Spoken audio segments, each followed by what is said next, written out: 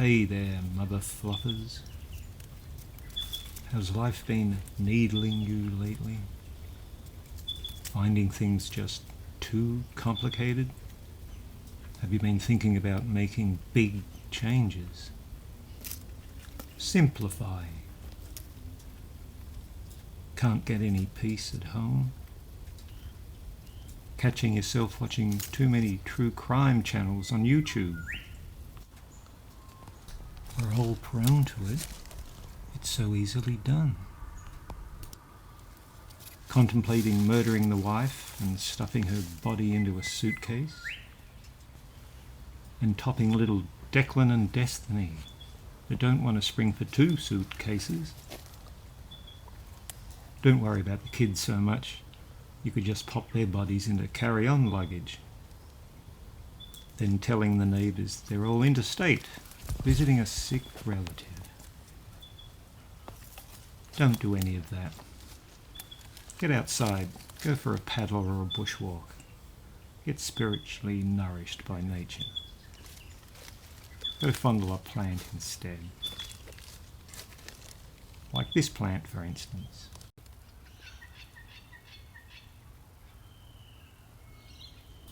Dracophyllum secundum in the Ericaceae family.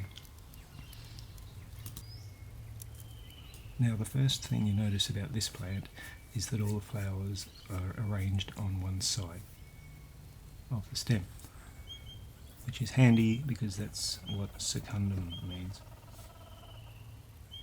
It's only found growing on damp sandstone cliffs.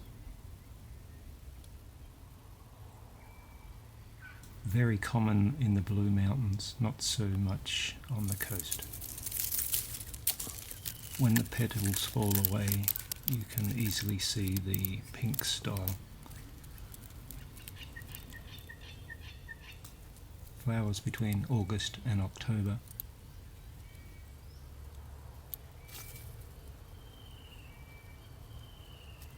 The flowers are on a one-sided terminal raceme. 5 fused petals make up the corolla. The leaves are lanceolate, up to 140 mils long. The anthers don't protrude beyond the corolla.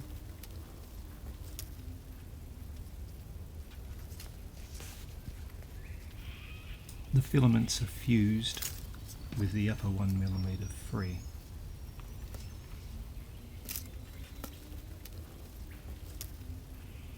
New South Wales PlantNet says the bracts are brown, so they must be those hair-like structures.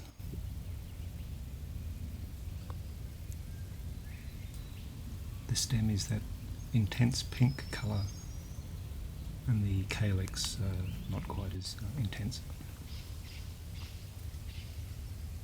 I've stumbled across a whole wall of this plant not far from the ocean.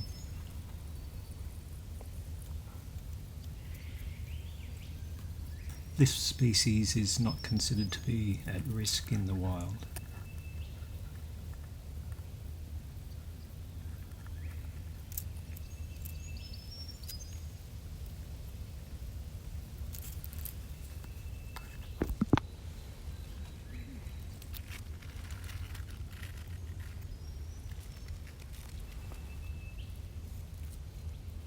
This plant is hard to find.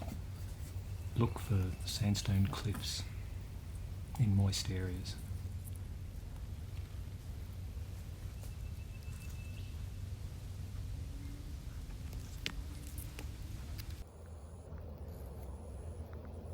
There are about 9 Gahnia species in this area. This is Gahnia aspera in the Cyperaceae family. It's a monocot sedge with sharp leaves.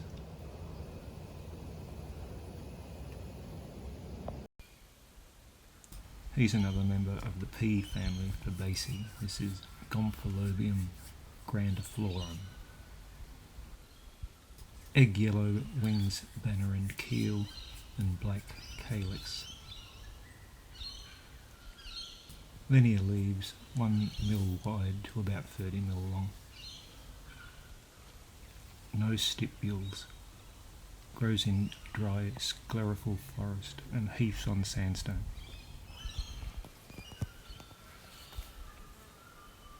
Gompholobium have quite large flowers compared to some of the other Fabaceae species in this area.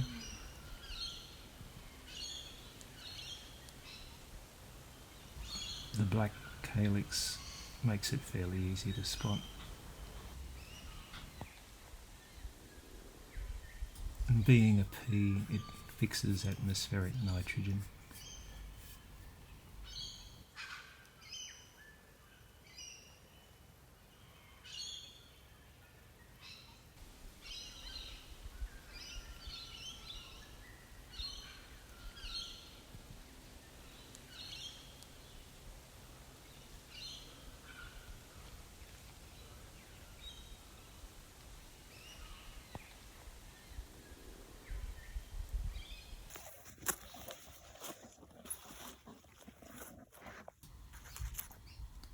And another member of the Proteaceae family.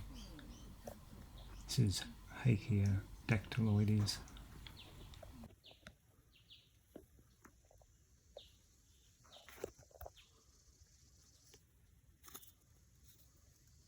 Leaves are flat with 3 prominent veins. Leaves look the same both sides. They are not sharp like in some of the other species of Hakea in the area.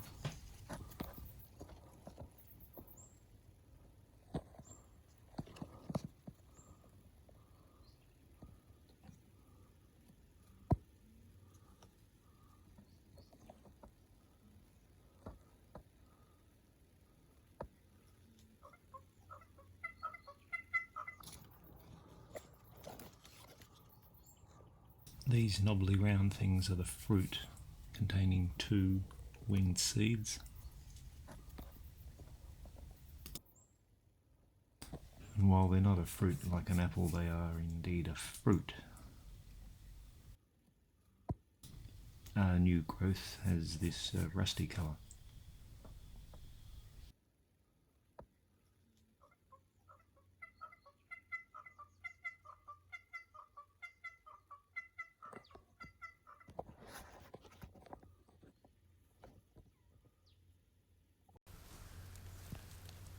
This plant is Hibbertia dentata. Dentate leaves. Grows as a twining vine. Found on the coast of New South Wales. It can resprout from its roots after bushfire. There are about 150 species in the genus, most of which occur in Australia.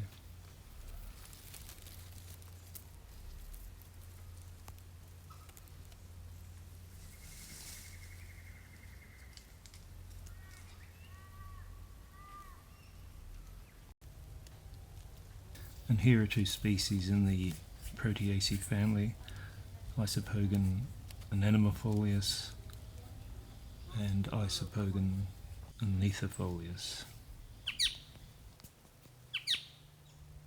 Both species produce these yellow flowers.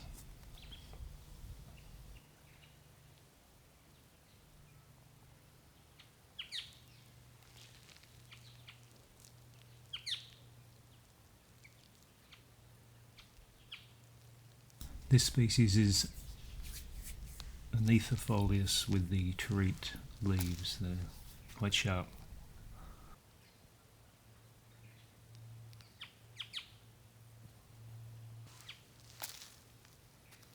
Flowering late spring to early summer.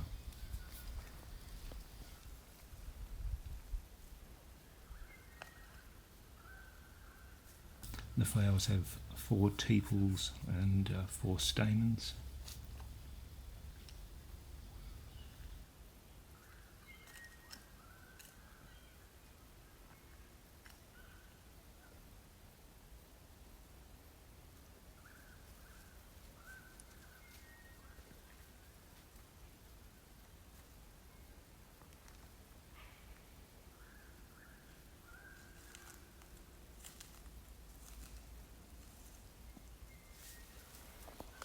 The flowers of both species are wind dispersed.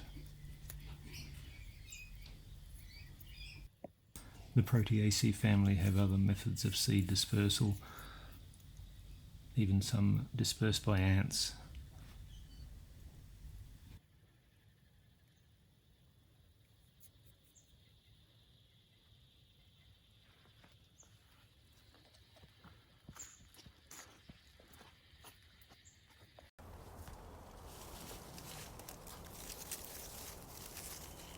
Here is yet another Australian pea plant, Kennedia rubicunda, a twining herb, stems up to 4 metres long. A very striking plant, reminds me a bit of Swainsona.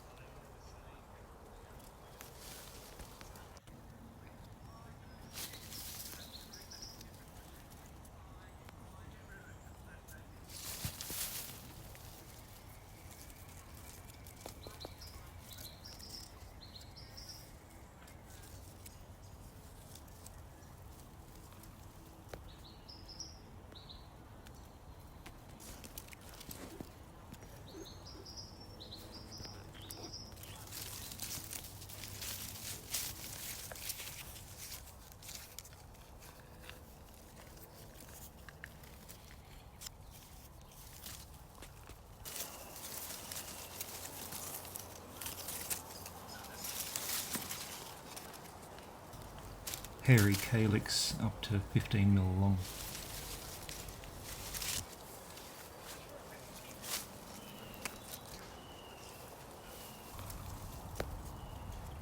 Flowers are stunning. This is the largest plant I've ever seen of this species.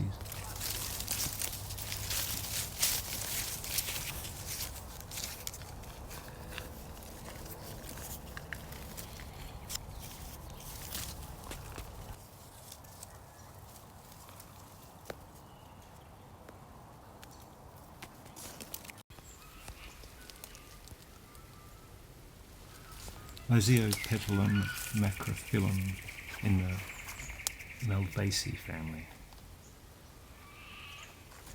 Abaxial surface of the leaves is very rusty. The leaves are discolorous, meaning top and bottom look different, as compared to, say, the Hakea we just saw, which had leaves that looked exactly the same both sides. The flowers on this plant usually face down, so you're not even aware they're there until you turn them over. And when you do finally turn them over, they're amazing. They have 5 free sepals, which are usually mistaken for petals.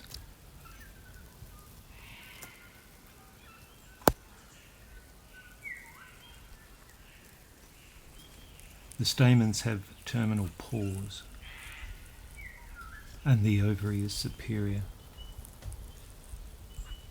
A weird, amazing plant I'm still trying to get my head around.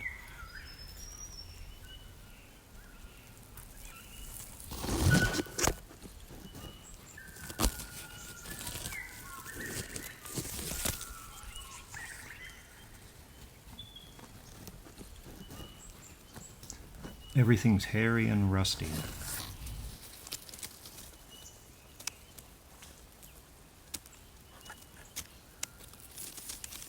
The leaves on macrophyllum are up to about 40 mils wide.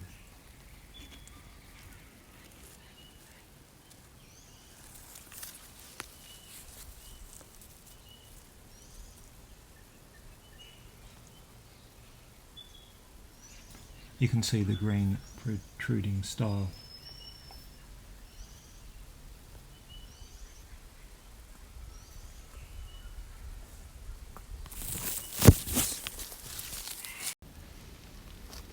Here is a narrow leaf species growing nearby.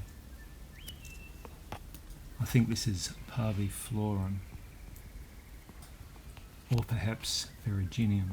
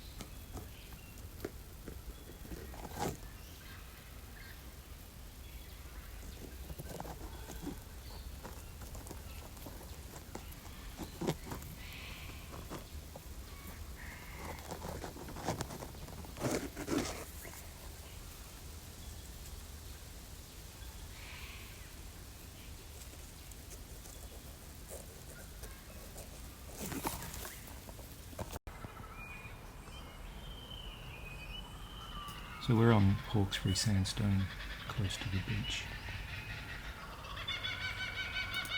The headland behind the little island is the northern coastal suburbs of Sydney.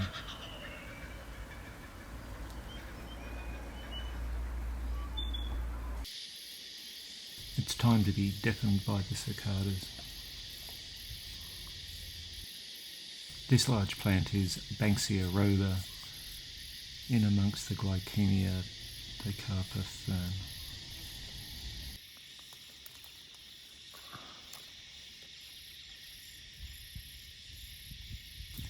This Banksia species has these huge leaves, much larger than, say, Banksia serrata. Very prominent mid-vein, serrated. Another Proteaceae member, of course.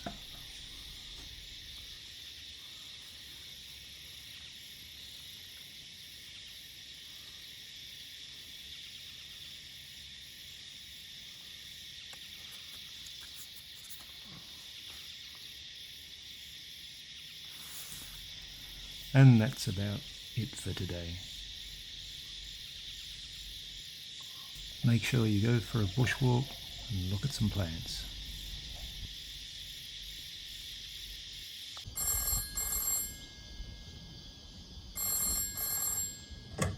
Hello? Yes, does your nursery sell agapanthus plants? That's right, motherfuckers!